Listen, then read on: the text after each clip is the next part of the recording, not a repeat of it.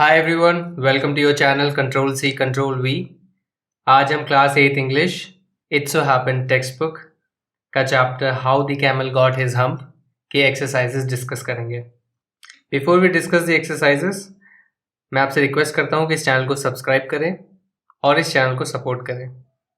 I think इस book में जितने भी एक्सरसाइज के क्वेश्चंस है, it is more about discussion. ये डिस्कशन करने के लिए दिए गए हैं रादर देन आप उसका एक करेक्ट आंसर लिखें या ट्राई टू फाइंड कि हाँ एग्जैक्टली क्या आंसर हो सकता है किन चीज़ों का। बट ये थोड़े ब्रॉड थिंकिंग वाले क्वेश्चंस हैं और आपका एक तरह से थिंकिंग अबाउट टेक्स्ट, जैसे आपके यहाँ जो टेक्स्ट बुक में होती है उस तरह के क्वेश्चंस हैं जिसमें आप थोड़े बियॉन्ड द टेक्स्ट बुक जाके कुछ चीज़ों को समझें और सोचें और इस पर्टिकुलर क्वेश्चंस को आंसर करें। सो क्वेश्चन 1 में पूछ रहे हैं आपसे, can this story B factually true? क्या ये स्टोरी के जो फैक्ट्स हैं वो सच हैं?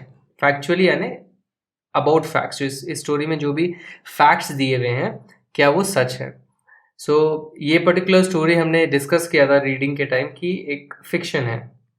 सो फिक्शन मतलब एक कहानी बुनी गई है, इसका रियलिटी से कोई रिलेशनशिप नहीं है। So this story is a fiction and can not be factually true because of the following. So आप रीजंस क्या दे सकते हो, क्या रीजन से आप बोल सकते हो क्लियरली कि ये एक फिक्शन है? कि फर्स्ट, जिन्स डोंट एग्जिस्ट। सो जीनी जो आपने पढ़ा है इस पर्टिकुलर स्टोरी में, जीनीज एग्जिस्ट नहीं करते रियल लाइफ में, सो वो एक हिंट है। Second, animals can not talk to humans. Camel didn't get his hump because it was lazy. और कैमल्स को ऐसे हम्प नहीं मिला है। आपको पता है कि जितने भी एनिमल्स हैं उनका एवोल्यूशन हुआ है through the periods of time, and इस पर्टिकुलर एवोल्यूशन की वजह से अलग अलग शेप्स एंड फॉर्म्स आए हैं एनिमल्स के। सो ये ट्रू नहीं है। एंड द वर्ल्ड दिन बिगिन दिस वे। ये जो संसार है इस तरह से चालू नहीं हुआ था। बहुत सारी थियोरीज हैं, जैसे बिग बैंग थ्योरी है, थियोरी ऑफ इवोल्यूशन है कि लाइफ कैसे स्टार्ट हुई धरती पे। So these theories explain how world was created and life on earth started. So इस पर्टिकुलर स्टोरी में एकदम से दिया गया कि मंडे को वर्ल्ड स्टार्ट हो गई और सारे जानवर जो हैं आके काम करने लग गए, तो ये गलत है। ऐसे नहीं स्टार्ट हुई थी दुनिया। बहुत ही overly simplified, very fictitious story है ये। Animals are not meant to work for humans. और इस पर्टिकुलर स्टोरी में ये भी दिया था कि जो जानवर हैं वो आदमी के लिए काम करते हैं, और ऐसा ट्रू नहीं है। जो भी जानवर हैं हमारे धरती पे वो हमारे लिए काम करने के लिए नहीं बने, उनकी अपनी लाइफ है, they live their own lifes, जैसे हम अपना जीवन जीते हैं। हाँ, हमने कुछ जानवरों को पाल रखा है और वही डोमेस्टिकेटेड एनिमल्स को इस पर्टिकुलर चैप्टर में दिखाया गया, but there are many more animals. तो एक जनरलाइज्ड वे में कहना कि animals are meant to work for humans, वो भी गलत है। सो इस तरह से आप आर्ग्यूमेंट्स दे सकते हैं कि हाँ ये रीजंस की वजह से ये स्टोरी फैक्चुअली ट्रू हो ही नहीं सकती। Second question, I think it's a much better question. इसमें पूछा जा रहा है कि आपके अकॉर्डिंग इस पर्टिकुलर स्टोरी को किस लिए लिखा गया है, मॉरल क्या है, क्या बताना चाह रहे हैं स्टोरी से। सो इसमें ऑप्शंस हैं। First, how the world began, कि दुनिया कैसे स्टार्ट हुई। Second, why everyone should do his और her share of work seriously, कि सबको अपने शेयर का काम सीरियसली क्यों करना चाहिए। Third, how animals are important to humans, कि जो एनिमल्स है वो इंसानों के लिए इम्पोर्टेंट क्यों हैं। And fourth, how the camel got his hump. So camel को अपना हम्प कैसे मिला उसके बारे में स्टोरी। आप क्लियरली बोल सकते हो कि ये जो स्टोरी है it is about why everyone should do his और her share of work seriously, क्योंकि इस पर्टिकुलर स्टोरी में इस बात पे फोकस किया गया है कि अगर आप कामचोर होते हैं तो उसकी सज़ा किसी न किसी फॉर्म में आपको मिलती है। एंड यहाँ पे उसको इस तरह से दिखाया गया है कि अगर आप किसी टीम के पार्ट हैं, if you are part of some team, और आपको मिलजुल के अगर कोई काम करना है और अगर एक पर्सन, एक टीम मेंबर वो काम नहीं करता है जितना उससे बोला गया, जितना उससे एक्सपेक्ट किया गया है, तो क्या होगा, जो पूरी टीम है उसको ये बर्डन उठाना पड़ेगा। तो इंसान ने एक प्रोजेक्ट दिया है, मान लीजिए आपको टीचर कोई प्रोजेक्ट देती है, 4 स्टूडेंट्स हैं जिनको एक प्रोजेक्ट मिला है, ग्रुप में ये प्रोजेक्ट करना है, और आप में से 4 में सिर्फ 3 ही लोग काम कर रहे हैं, तो जो चौथा पर्सन है उसका काम भी आपको ही करना पड़ेगा। आपको उसका जो भार है, शेयर ऑफ वर्क लेना पड़ेगा, क्योंकि आपको प्रोजेक्ट तो टाइम पे खत्म करना है। एक डेडलाइन दी गई है आपको, प्रोजेक्ट आपको सबमिट करना है उस समय, या असाइनमेंट सबमिट करना है। तो एक पर्सन के काम ना करने की वजह से इफेक्ट सबके ऊपर आता है, और यही इस स्टोरी में दिखाया गया था। एंड इसी तरह से वो एनिमल्स भी परेशान थे कि कैमल के काम ना करने की वजह से उन्हें डबल टाइम करना पड़ रहा था। So because everyone's work affects the others, If you are part of a team and one member doesn't work as expected, the whole team is affected. Other team members have to work more to compensate and finish the work on time. तो दूसरे team members को ज़्यादा काम करना पड़ेगा compensate करने के लिए, ताकि जो काम है वो टाइम पे ख़त्म हो जाए. Question 3. What did you do over the weekend? Were you generally active or idle? Please check your back before starting to discuss or answer the question.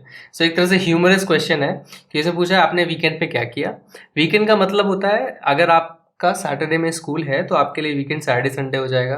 अगर आपका सैटरडे संडे ऑफ रहता है, जनरली की corporate world में होता है, जो लोग जॉब करते हैं तो उनके लिए वीकेंड फ्राइडे से स्टार्ट हो जाता है. जिस दिन आपका काम खत्म हो रहा है उसकी शाम से आपका वीकेंड स्टार्ट हो गया. तो वीक का जो एंड होता है जनरली फ्राइडे सैटरडे संडे को बोलते हैं.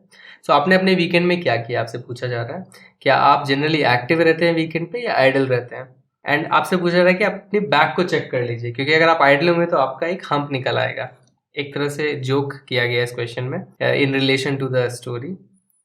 सो इस पर्टिकुलर क्वेश्चन में आपसे क्या पूछा जा रहा है, आपको क्यों क्या बताया जा रहा है कि आपको वीकेंड की इंपॉर्टेंस समझनी चाहिए. Why? Because this is your free time. जो वीकेंड है वो फ्री टाइम है आपका, क्योंकि मंडे टू फ्राइडे या मंडे टू सैटरडे आप सुबह उठते हो, आपका एक रूटीन होता है. रूटीन में आप सुबह नहाओगे, नाश्ता करोगे, स्कूल के कपड़े पहनोगे, स्कूल में जाके आपके टाइम टेबल डिफाइंड है, ये सब्जेक्ट्स पढ़ने हैं. एंड इवन स्कूल में भी आप जाते हो तो आपके पास फ्री पीरियड्स जो होते हैं वो इतने ज़्यादा होते नहीं हैं. सिलेबस आपका इतना ज़्यादा होता है तो आपको हर समय पढ़ते रहना पड़ता है. आप शाम को घर आते हो तो आपके पास थोड़ा सा समय होता है अपने दोस्तों के साथ खेलने के लिए, या तो आप टीवी में कुछ देख लो. एंड समय उस समय ख़त्म होता दिखता है, आपको होमवर्क भी करना होता है. सो आपके पास पूरा दिन जो फ्री टाइम होता है वो वीकेंड के दौरान होता है. और इस तरह का जो पैटर्न है ये आपको बाद में भी रहेगा जब आप कॉलेज में जाओगे. और उसके बाद मान लीजिए कुछ लोग पोस्ट ग्रेजुएशन कर रहे हैं या उसके बाद आपकी जॉब लग गई, तो उसमें भी ऐसा ही रहेगा कि आपके पास सैटरडे संडे ही ऐसा समय होता है जो आपके पास फ्री रहता है.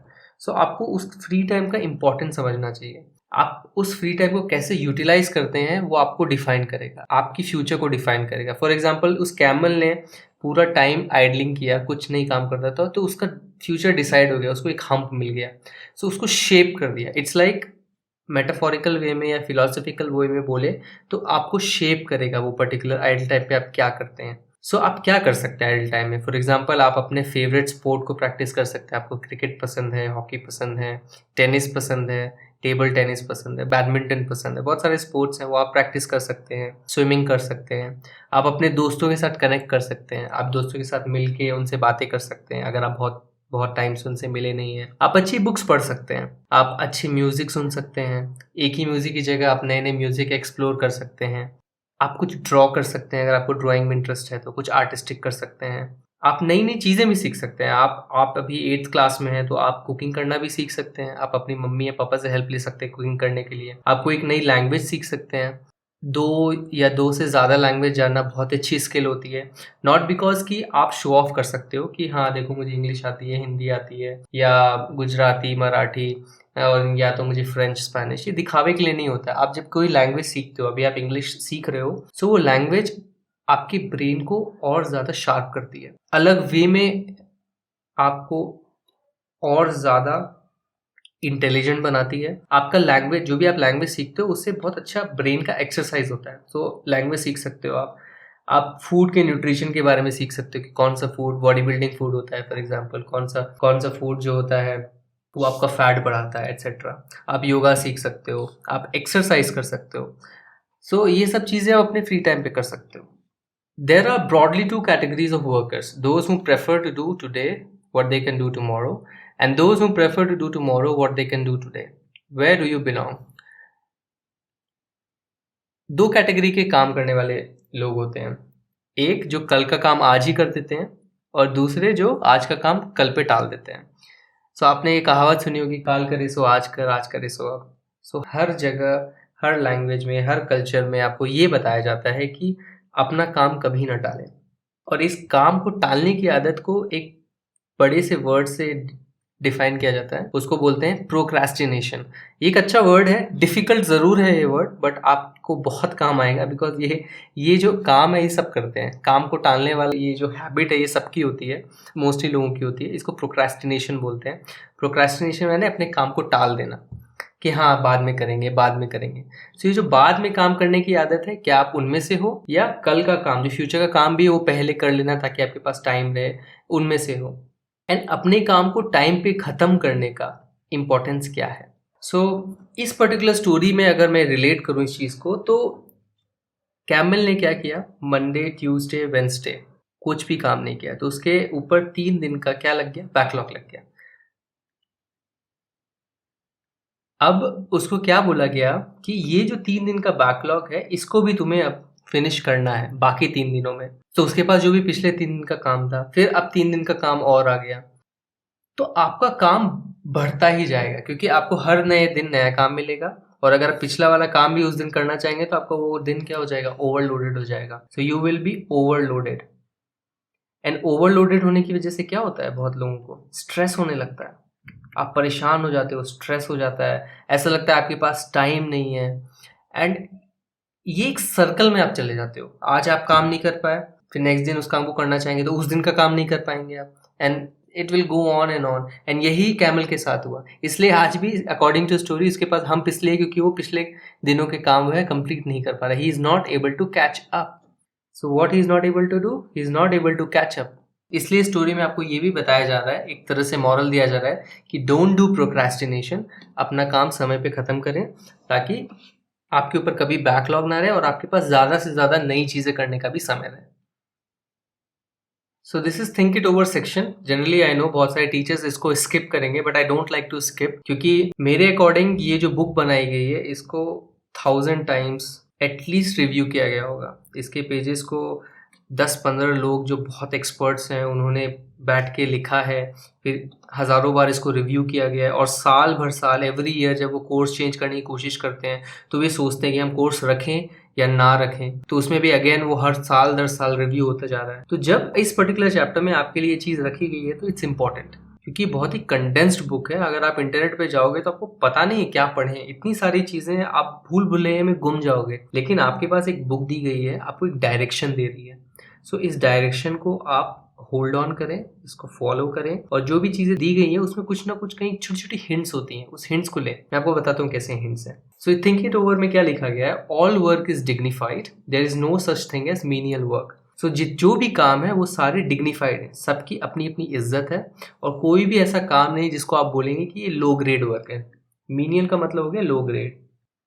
सो आपको ये बताया जा रहा है कि कोई भी काम ऐसा नहीं कि जो तुच्छ है या छोटा काम है, सब काम बराबर होते हैं, सब काम डिग्निफाइड होते हैं। एंड इस एंगल से भी आप इस स्टोरी को देख सकते हैं। He who struggles is better than he who never attempts. And secondly आपको बोला जा रहा है कि जो स्ट्रगल करता है he is better then who never attempts. तो दो तरह के पर्सन है, एक जो कभी ट्राई नहीं करते कुछ करने के लिए, एक जो स्ट्रगल कर रहे हैं, ठीक है उनसे हो नहीं रहा पर एटलीस्ट स्ट्रगल कर रहे हैं, तो वो जो ट्राई नहीं कर रहे उनसे बेटर है। इसका मतलब आपको हमेशा ट्राई करते रहना चाहिए। जब भी आप कोई काम करेंगे तो आपको स्ट्रगल होगी, किसी भी तरह का काम हो, लेकिन स्ट्रगल करने वाला हमेशा काम ना करने वाले से बेटर रहेगा। बट थर्ड जो पॉइंट है उसमें बहुत इंपॉर्टेंट बात बोली गई है कि काम काम काम पे हम फोकस तो कर रहे हैं, लेकिन all work and no play, एक बहुत ही पॉपुलर कोट है, all work and no play makes Jack a dull boy. I am sure आपने सुना होगा ये। इसका मतलब है कि सिर्फ काम करना और खेल कूद ना करने से जैक कैसा लड़का बन गया, डल बन गया, मतलब बहुत ही बोरिंग टाइप का बंदा वो बन गया है। इसका मतलब क्या है, एंड इस पर्टिकुलर चीज़ को विलियम फॉकनर, ये एक नॉवलिस्ट है, बहुत ही रेप्यूटेड नॉवलिस्ट है, इनको नोबेल प्राइज भी मिला है लिटरेचर में। तो इन्होंने क्या बोला है, one of the saddest things is that the only thing that a man can do for 8 hours a day after day is work. So सबसे सैड थिंग क्या है कि एक आदमी 8 घंटे हर दिन सिर्फ काम करे, ये सबसे सैड थिंग है एक आदमी के लिए। You can't eat 8 hours a day. All you can do for 8 hours is work, which is the reason why man makes himself and everybody else so miserable and unhappy.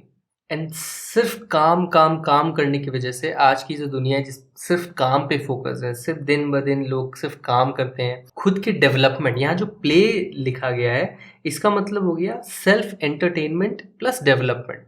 सो आप जब काम कर रहे हो तो आप एक रूटीन फॉलो कर रहे हो, लेकिन आप ये जो प्ले टाइम है, ये जो आपका अपना टाइम है, इसमें आप खेल कूदते हो और नई चीज़ खुद से एक्सप्लोर करते हो, इसी से आपका डेवलपमेंट होता है। सो आपको स्कूल में ये जो सिलेबस पढ़ाया गया है, ये आपका वर्क हो गया, यहाँ पे आपको एजुकेशन मिल रही है। लेकिन अनलेस एंड अनटिल आप ये प्ले एलिमेंट नहीं लाएंगे अपने लाइफ में, ये नई चीज़ें नहीं करेंगे, खेल कूद नहीं करेंगे, तो आप क्या बन जाएंगे? डल बन जाएंगे। एंड यही रीज़न है कि सब जो लोग हैं आज इतने मिजरेबल और अनहैप्पी है। मिजरेबल अनहैप्पी एक तरह से सिनोनिम से मतलब सैड है। इतने लोग सैड हैं, इतने लोग अनहैप्पी हैं, खुश नहीं हैं अपने काम से, यही एक रीज़न है। बहुत सारे बच्चों को आप देखेंगे कि परेशान रहते हैं पढ़ाई से। सो आपको अपना काम डिवाइड करना है कि मुझे इतने टाइम काम करना है, लेकिन मुझे खुद के लिए भी समय निकालना है, जिसमें मैं एक नई चीज़ सीखूंगा, एक नई चीज़ों को ट्राई करूंगा, जिससे मेरा सेल्फ डेवलपमेंट हो, चाहे वो एक्सरसाइज हो, चाहे वो स्पोर्ट्स हो, चाहे वो पढ़ाई से रिलेटेड ही कोई नई चीज़ क्यों ना हो। सो इसलिए सिर्फ काम करने से क्या होगा? आपको सिर्फ सैडनेस और अनहैप्पीनेस मिलेगी। इसलिए आपको एक एंटरटेनमेंट या प्ले एलिमेंट अपनी लाइफ में घुसाना पड़ेगा, which should do self development, जिससे आपका सेल्फ डेवलपमेंट हो। इसका मतलब ये नहीं है कि आप सिर्फ इंस्टाग्राम में बैठ के या PS4 में वीडियो गेमिंग करके आप इसको जस्टिफाई करें कि देखो मैंने फॉलो कर लिया ये पर्टिकुलर, मुझे बोला गया था कि हाँ सिर्फ काम नहीं खेलो भी, तो मैं दिन भर वीडियो गेम में लगो। नहीं, इसका मतलब ये नहीं है। सो प्ले को आप रिलेट करें सेल्फ डेवलपमेंट से। वीडियो गेम से आपका सेल्फ डेवलपमेंट नहीं होता है, एक एंटरटेनमेंट है, ठीक है, हैंड आई कोऑर्डिनेशन बढ़ रहा है आपका, बहुत बढ़िया, लेकिन एक्सेस नहीं। फिर आप नई चीज़ें सीखें, आर्टिस्टिक चीज़ें कीजिए, म्यूज़िक सुनिए, आपको सिंगिंग का शौक है सिंगिंग कीजिए, जो हमने ऑलरेडी डिस्कस किया था वीकेंड वाले सेक्शन में। सो आई होप आपको इस पर्टिकुलर चैप्टर का मॉरल समझ में आ गया होगा। एंड इन एक्सरसाइजेज और in think it over section से आपको और ज़्यादा डेप्थ मिलता है कि इस पर्टिकुलर चैप्टर को क्यों लिखा गया था। एंड ट्रस्ट मी, अगर आप इन पर्टिकुलर चीज़ों को आराम से पढ़ेंगे, इन सब चीज़ों को सोचेंगे, तो आपके दिमाग में रजिस्टर भी हो जाएगा। तो अगर आपको मैं 2-4 महीने बाद पूछूं भी कि हाँ इस पर्टिकुलर चैप्टर में क्या हुआ था, तो बिकॉज आपने इतना समय दिया है इन सब चीज़ों में, तो आपको एकदम से याद आ जाएगा कि हाँ कि इस चैप्टर में क्या हुआ था। एक कैमल था, एक जिन था, 3 जानवर थे, एक आदमी था, एंड क्या क्या हुआ था। सो आपको फिर वो चीज़ ढूंढनी नहीं पड़ेगी कि मुझे एक समरी वाला वीडियो देखना है ताकि मुझे सब कुछ याद आ जाए एग्ज़ाम से एक दिन पहले।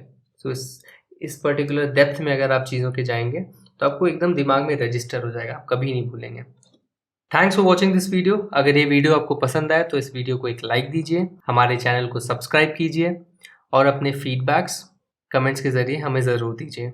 आप हमारे चैनल को सब्सक्राइब इस पर्टिकुलर गोल लोगो को क्लिक करके, सब्सक्राइब बटन को क्लिक करके कर सकते हैं। इस टेक्स्ट बुक के चैप्टर 2 के लिए स्टे ट्यून्ड। Bye bye.